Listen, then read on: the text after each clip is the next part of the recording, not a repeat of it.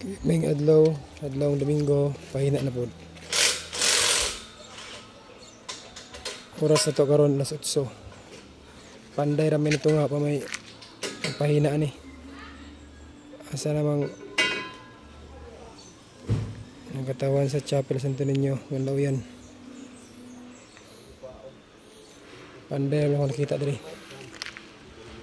Panday ako nakita diri. Pero lawag buhos sa poste. Pila ka poste buhusan nit? 5 ka poste ang buhusan, wala pa yung nagpahina. Pahina, wala pa yung mga tao diri nang abot. So atong Domingo amo ni siyang napahinaan, butag bangag karon na siya. Siminto yung hanggan. Ito mga bato ang ipanghakot na mo, hurot-hurot po. Kapit kulangan ditong batuha day.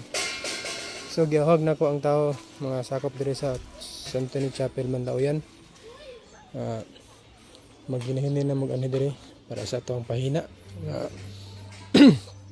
Kuan karong adlaw Domingo. Pizza size nya ang nagpatawag ani nga pahina is ato ang Chapel President si Madam Charmin Toralba ug uban siyang kinakusgan Boss Toralba ug sa ato ang Chapel Project Coordinator si Josie Pagayon. So kani nga project di pa ta ka sure kung makumpleto ni tanan kay kung say nakaya sa budget mura ato ang pasiguan.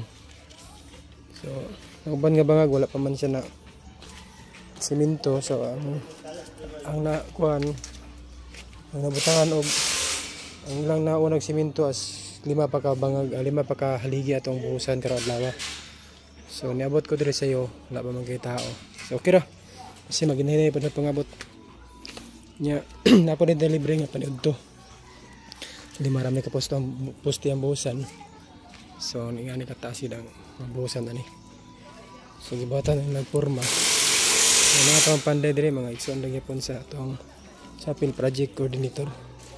Yan ay nauna diri una si Welong Gwapo si Kulot. Unsay mo gianhi diri lot pahina pinudto? Pahina. Good. Pahina yang gianhi diri. So dara pamulo na sila laro sa porma. So di makaposte ila gawon. Si dira kani nga poste diri. No. Kuya Crib do. Sige dara. So sugdan na nato karon tagtaod mga bot na ginahinay. Unsay imong gianhi diri lot? Paniudto pahina.